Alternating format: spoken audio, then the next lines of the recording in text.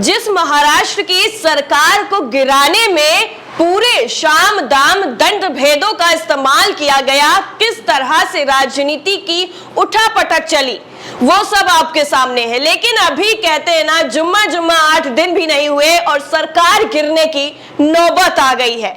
जी, एकनाथ शिंदे जो महाराष्ट्र के नए सीएम बने हैं, अब उनके गुट में ही बगावत शुरू हो गई है और बगावत ऐसी शुरू हुई है जिसके बाद अब सरकार गिरने पर ये जो पूरा मामला है वो आ गया है। यानी महाराष्ट्र की सियासत को लेकर जो शरद पवार ने भविष्यवाणी की थी वो अब सच होने की तरफ आगे बढ़ने लगी है। शरद पवार ने कहा था 6 महीने भी महाराष्ट्र की सरकार टिकने वाली नहीं है और बगावत के जो सुर निकल कर सामने आ रहे हैं वो यही बयां कर रहे हैं कि जल्द ही महाराष्ट्र में फिर से एक सियासी संग्राम देखने को मिलने वाला है। दरअसल महाराष्ट्र की सियासत में आए दिन उथल पुथल की खबरें सामने आ रही हैं, लेकिन अब शिंदे गुट की मुश्किलें बढ़ गई हैं। पूर्व मुख्यमंत्री उद्धव ठाकरे से बगावत करके एकनाथ शिंदे नए मुख्यमंत्री बन गए। इसके बाद लंबे वक्त तक मंत्रिमंडल विस्तार न होने के कारण नई सरकार सवालों के घेरे में रही कि आखिर क्यों मंत्रिमंडल विस्तार नहीं किया गया। और अब जब मंत्रिमंडल विस्तार भी हो चुका है तो नए कयासों ने जन्म ले लिया है। दरअसल शिंदे गुट में शामिल हुए औरंगाबाद पश्चिम विधायक संजय शिरसाट के एक ट्वीट ने नई अटकलों को जन्म दे दिया है, जिसके बाद सत्ता के गलियारों में सुगबुगाहट शुरू हो गई है।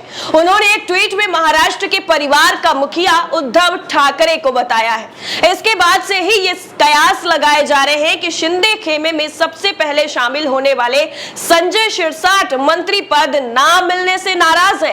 अब जाहिर सी बात है, कोई अपना घर छोड़कर क्यों जाता है, ताकि उसको बेहतर घर मिल सके। लेकिन बेहतर घर मिलने की बजाय जब सड़क पर आ जाए तो फिर वही घर बेहतर लगने लग जाता है जहां पर वो पहले होते हैं। ठीक यही चीज देखने को मिल रही है शिंदे गुट में। शिवसेना छोड़कर तो वो चले गए, लेकिन अब जब उन्हें मंत्रिमंडल पद ही नहीं मिला, मंत्री का पद नहीं दिया गया, तब उन्हें ये चीज समझ में आ गई कि नहीं, शिवसेना में ही रहना ज्यादा ठीक था। नई शिवसेना कुछ ज्यादा ही असरदार हो रही है। दरअसल संजय शिरसाट ने उद्धव ठाकरे के एक वीडियो को पोस्ट किया था। इसमें ठाकरे ने महाराष्ट्र के बारे में अपनी राय रखी थी। इसके बाद से ही कयास लगाए जा रहे थे कि क्या उनका ये ट्वीट शिंदे खेमे के लिए एक चेतावनी है। हालांकि संजय शिरसाट पर जब मीडिया ट्रायल शुरू हो गया तो उन्होंने सामने आकर कहा कि मेरे ट्वीट का आशय ये था कि जब आप एक परिवार के मुखिया की भूमिका निभा रहे हो तो आपको अपनी राय के बजाय अपने परिवार की राय का सम्मान करना चाहिए। ट्वीट पर सफाई देते हुए शिरसाट ने कहा कि मेरा ट्वीट इसलिए नहीं था कि मुझे मंत्री पद नहीं मिला। उन्होंने कहा, मैं वही बोलता हूं जो मुझे सही लगता है। मेरा यह भी मानना है कि उद्धव ठाकरे को राकांपा और कांग्रेस के साथ गठबंधन नहीं करना चाहिए था। उन्होंने कहा शिंदे खेमे में हम सभी खुश हैं। अब कौन सी खुशी है वो तो वही जाने, या फिर उनके जो एकनाथ जी हैं वो जाने। वहीं दूसरी तरफ आपको बता दें हैं, जैसे ही बगावत की शिंदे गुट में सुगबुगाहट शुरू हुई, महाराष्ट्र में उद्धव ठाकरे की सरकार गिरने के बाद और शिवसेना में टूट होने के बाद जनता से जुड़ने और पार्टी की खोई राजनीतिक साख दोबारा बनाने के लिए पार्टी नेता और पूर्व मंत्री आदित्य ठाकरे ने अभियान की शुरुआत कर दी है। यानी अब वो लोगों में एक और जो है आवाज फूंकने जा रहे हैं जिससे शिवसेना मजबूत हो सके। इस अभियान के तहत आदित्य राज्य के विभिन्न इलाकों का दौरा कर रहे हैं। वो खासकर उन विधानसभा क्षेत्र का दौरा कर रहे हैं जहां के विधायकों ने पार्टी से बगावत की है। ये दौरा उस वक्त कर रहे हैं जब शिवसेना का ठाकरे गुट अपने अस्तित्व के लिए संघर्ष कर रहा है। पिछले 1.5 महीनों से आमतौर पर शांत रहने वाले 32 साल के जो आदित्य ठाकरे हैं, जो मुंबई में वर्ली विधानसभा से विधायक हैं, बहुत ज्यादा सक्रिय नजर आ रहे हैं। वो निष्ठा यात्रा और शिव संवाद कार्यक्रम के जरिए पार्टी कार्यकर्ताओं तक पहुंच बना रहे हैं। बतौर मंत्री उन्हें अक्सर पैंट और शर्ट में देखा जाता था, लेकिन कभी कभी एक ही रंग के फॉर्मल जूते और बंडी में भी नजर आ जाते थे।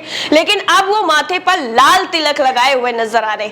ऐसा उस वक्त हुआ है जब राष्ट्रवादी कांग्रेस पार्टी यानी राकांपा और कांग्रेस के साथ गठबंधन के कारण उनके पिता के हिंदुत्व के प्रति प्रतिबद्धता पर सवाल खड़े हुए हैं। हालांकि एसोसिएट प्रोफेसर केतन भोसले ने कहा है कि पार्टी को बचाने के लिए आदित्य ठाकरे के प्रयास बहुत छोटे और बहुत देर से हैं।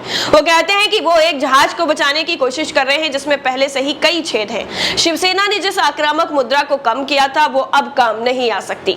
गौरतलब है कि शिवसेना के 55 विधायकों में से 40 ने जून में पार्टी नेतृत्व के खिलाफ विद्रोह किया, जिससे उद्धव ठाकरे ने नेतृत्व वाली महाविकास आघाड़ी यानी एमवीए सरकार गिर गई।